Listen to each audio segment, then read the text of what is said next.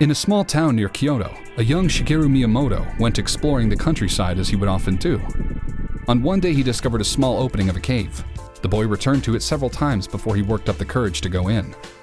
Lugging a homemade lantern, he went deep inside until he came to a small hole that led to another cave. Breathing deeply, his heart pounding, he climbed through. Shigeru Miyamoto never forgot the exhilaration he felt at this discovery. Many years later in his 20s, Miyamoto had his first go at designing a video game. It turned out he had a true knack for this upcoming entertainment form, infusing it with fresh new ideas. Exploration was a recurring theme in his work, rewarding players to sometimes literally venture beyond the boundaries of the game screen. During the NES era, Nintendo was split up in 4 divisions. R&D 1 created hits like Metroid, as well as the Game Boy hardware. R&D 2 was responsible for the NES hardware itself, while R&D 3's biggest contributions were special chips that pushed the NES forward. Miyamoto's division named R&D 4 was solely focused on creating games for the NES. It was a small team, but their impact was huge, producing hits like Super Mario Bros. And The Legend of Zelda. Games that set standards for the platform and action-adventure genre. As a creative captain, Miyamoto overlooked all games from his division, but the level of involvement varied between projects. His precious time was spread among numerous productions, and even more importantly, his wife and 2 newborn children. For Zelda 2, the day-to-day running was in the capable hands of different talent this time around. They stirred the franchise into a new direction, taking hints from 2D action games as well as RPGs. Even before the release of Zelda 2, Miyamoto already had plans for the 3rd game in the series. He knew he wanted to return to the top-down perspective, but also envisioned a party-based system. Despite the immense popularity of turn-based RPGs, it would still remain true to its action-based roots. Miyamoto had great respect for the masterminds of the RPG genre, but the limited control over your character's actions never matched with his philosophy on game design. However, his ideas for Zelda 3 were put aside, and priority went to creating the highly anticipated Super Mario Bros. 3. Development of this ambitious Mario title took over 2 years, with the game hitting store shelves late 1988. At that point, R&D 4 stopped development for the NES and switched their efforts to Nintendo's upcoming 16-bit hardware. The division was reorganized and renamed to Nintendo Entertainment Analysis and Development, EAD for short. Miyamoto led the software development side, while R&D 2 veteran Takao Sawano headed the technology development department of EAD. Creating games for the new generation required a greater workforce, so fresh new talent was hired. They were tasked with creating a stellar launch lineup which would include a brand new Super Mario and Legend of Zelda. Conceptualizing the new Zelda sequel, or to be more precise prequel, started as early as 1989. This was no easy task, as gamers were not only expecting more advanced audio and visuals, but also much larger and varied worlds with new and fresh game challenges. One of the fresh new ideas was the concept of parallel worlds. Events in one world would have consequences for the other. The initial plan involved 3 worlds, but proved to be unworkable at the time, so it was stripped down to 2. The first year of the project was mainly spent on doing all sorts of tests by a small team to see how the new 16-bit hardware could affect gameplay. This allowed them to freely experiment without wasting the precious time of a big development force. One of the biggest challenges was to make Link control more smoothly and dynamically compared to his first outing. Adding diagonal movement was a step in the right direction, but it was not until the seemingly simple 90-degree sword slash was added that it really started to feel far less stiff and methodical. Another new mechanic the team experimented with were freely swappable items. The player was allowed to select the 2 items or weapons of their liking. The combinations would lead to special abilities. For example, the bomb and bow combined would allow the player to shoot exploding arrows. The last idea didn't make it into the game, as Miyamoto wanted the sword to be a mandatory weapon. But to prove that a neat idea rarely goes to waste, the whimsical yet awesome Link's Awakening for the Game Boy fully incorporated the item swap mechanic. As 1990 began, the boundaries of the game started to take shape. Link's new adventure would span across no less than 11 dungeons, each with their own unique quirks and challenges. Many would use the new multi-tiered mechanic of the game. With a massive workload still ahead, launching the Super NES with 2 flagship titles would prove to be unrealistic. Super Mario was considered to be the more important franchise by Nintendo, and was therefore given priority over Zelda. Meanwhile, the small team still continued mapping out dungeons and the overworld while also finishing up Super Mario World. It was actually during brainstorm meetings for Mario that ideas would sometimes pop up for Zelda. In November of 1990, Nintendo's new machine hit store shelves in Japan, and players could enjoy the new game, Super Mario World. Two relatively smaller Nintendo projects that demonstrated the new hardware also managed to be ready for launch: F-Zero and Pilot Wings, both produced by Miyamoto's division.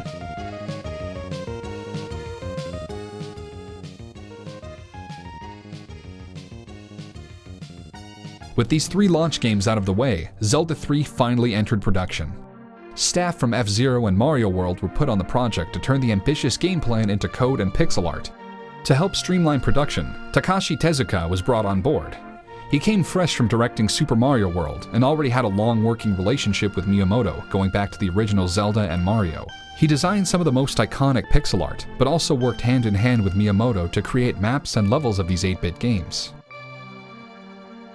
For Zelda 3, Takashi Tezuka took up the role of director and talked through his ideas with the staff, while also conducting Miyamoto, who continued to share his own ideas. There was still plenty of room for individual team members to suggest their ideas and make a difference. The games by the two men usually revolve around gameplay experiences that evoke a certain feeling. The stories have always been supplemental to the actual gameplay. With the growing hardware capabilities, there became a greater need for a deeper storyline and more dialogue in the Zelda series. The director of Super Mario Bros. 2, Kensuke Tanabe, was the one who wrote the script and fleshed out the event structure and story ideas. One of the first scenes he envisioned illustrated the awakening of the hero inside Link when he pulls the legendary Master Sword out of the stone tablet. It would prove to be an important foundation for the core structure of the game. When we first meet Link, he's just an ordinary boy thrown into a dire situation. The first act is used to make both the player and Link grow by overcoming the challenges of the 3 introductory dungeons. This greatly builds up the suspense to the moment where Link grasps the Master Sword and points it towards the sky. This important event pushed the real introduction of the Dark World to the second act. It was a clever design choice, considering players could first get accustomed to the Light World and the new gameplay before discovering a whole new hidden realm to explore. The newly recruited Yoshiaki Koizumi wrote the elaborate backstory of this once golden land for the game's manual. A lot of care was put into making Hyrule a place the player would love to wander around in and explore. Thanks to the strong art direction, all visuals share the same unique style and make them stand out among other Super NES games, not to mention Link's hair color. While Tezuka created the iconic pixel art himself in the original game, this time around 4 specialized artists were put up to the task. 2 of them were dedicated to the creation of the background artwork, and the other 2 would be responsible for all enemy, character, and object designs. The graphical hardware tricks of the new console were only used appropriately. Mode 7 was utilized for the interactive overworld map. The memorable atmospheric effects all use the new transparency feature of the Super NES. To give the impression of semi-transparency, the video chip applied operations to add, subtract, or average color values of 2 entire layers. For example, adding 2 colors' values together makes the result brighter, while subtraction makes it darker. The Super NES also had a second video chip which could perform special effects like masking and mosaic effects, both of which were used in the new Zelda. Although the game was put on a relatively large 8 megabit ROM, much effort had to be put into optimizing the data for Link's huge adventure. Tiles on the Super NES could use 16 colors from one of the 8 palettes. The developers chose to limit the amount of colors for some artwork to allow for more effective data compression. The Dark World was also implemented and stored in a very efficient way. For starters, a simple palette swap already laid the foundation of this hidden realm. Tiles that needed to be changed were simply swapped and loaded inside the same memory space. This allowed them to recycle roughly 90% of the layout data from the Light World and store only the real changes on the cartridge. Programming was handled by the system's research and development team, a once subsidiary company led by the lead programmer of the original Super Mario Bros. They handled the bulk of the programming for all Zelda games up until that point. Yasunari Soejima became the main programmer, assisted by a group of no less than 8 team members. Each carried out specific tasks. For example, implementing enemy movements and AI. The knights in particular were made smarter this time around. They could break their patrol routine after hearing noises and investigate the area. A programmer outside the SRD team was responsible for the 3D spinning Triforce. After finishing up F-Zero, he started experimenting with polygons on the SNES, which ultimately resulted in the iconic opening. The music and sound effects were in the capable hands of Koji Kondo, who had been responsible for the original Overworld theme years earlier.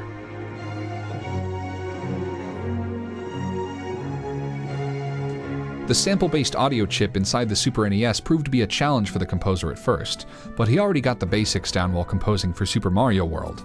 Creating samples for the console was an art in and of itself. The composer would record a very short bass sample from a source like a synthesizer for each instrument, and convert it to SNES-compatible data. The sound CPU of the SNES feeds this bass sample to the DSP, which alters it to create tonal variants which then play a melody. Koji Kondo had to go back and forth often to check and fine-tune his samples. One of the biggest bottlenecks those days was the limited audio RAM and cartridge space. Recordings were heavily downsampled and sometimes even sped up to make them as compact as possible. But the sound chips also had some really powerful features up their sleeves. True stereo panning, for example, allowed the player to pinpoint the location of rats in the sewers, while reverb helped to give caves their enclosed atmosphere. This echo effect used up much more memory in the RAM, so composers had to be careful not to overuse it. Koji Kondo implemented a bunch of neat tricks, like continuing to play the rain sound effect in the castle hall to add an immersive tone. This high level of attention to detail rippled throughout the entire production. Every aspect was well thought out, down to the way the player interacts with levers and switches. Link grabs the lever with a tap of a button, but to pull it, the player also has to press the opposite direction on the D-pad. This simple change to the control scheme effectively conveyed the feeling of pulling an object. Giving the player a satisfying feeling was one of the core principles of the project, making players feel smart after solving a difficult puzzle, or powerful after obtaining a new weapon. Striking the perfect difficulty balance was no easy task. Testers spent hundreds of hours playing various iterations of the game with a varying number of hints. Their feedback was used to land on the final structure that gave experienced players a satisfying challenge, but also provided enough guidance and little hints for newcomers. Although solving puzzles inside dungeons is perhaps the biggest aspect of the game, they implemented enough freedom for the players to roam around Hyrule seeking treasure. A game mechanic Miyamoto was especially proud of are the bottles. Players were free to fill them up to suit their own strategies. Production lasted 10 months, with the release postponed on several occasions.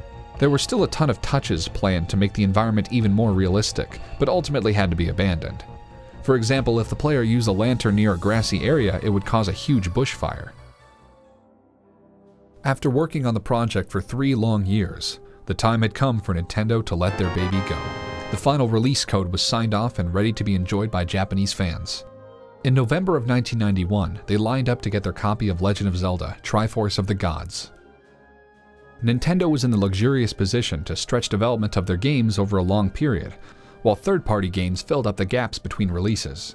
Nevertheless, Link's new adventure would be welcome ammunition to battle the growing competition in the Western market. The localization team spent the coming months translating and tweaking the game for the international release. Religious symbols and references were still a no-go for Nintendo products in the West, meaning the name Triforce of the Gods had to be altered. They ultimately decided on the pun A Link to the Past. Another more subtle change was the mentioning of the winner of a Nintendo Power Contest. He got his own bonus room, which is so well hidden you basically have to glitch the game to find it. In 1992, players worldwide indulged themselves in the new 16-bit Hyrule. A Link to the Past is rightfully considered to be one of the best Super Nintendo games ever released, and the new core structure of the game proved to be an important foundation for Ocarina of Time. Many of the core team members would return for this highly praised outing for the N64.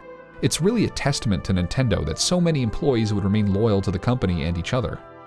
The first generation of Nintendo game developers still remain a solid pillar in the ever-changing video game industry.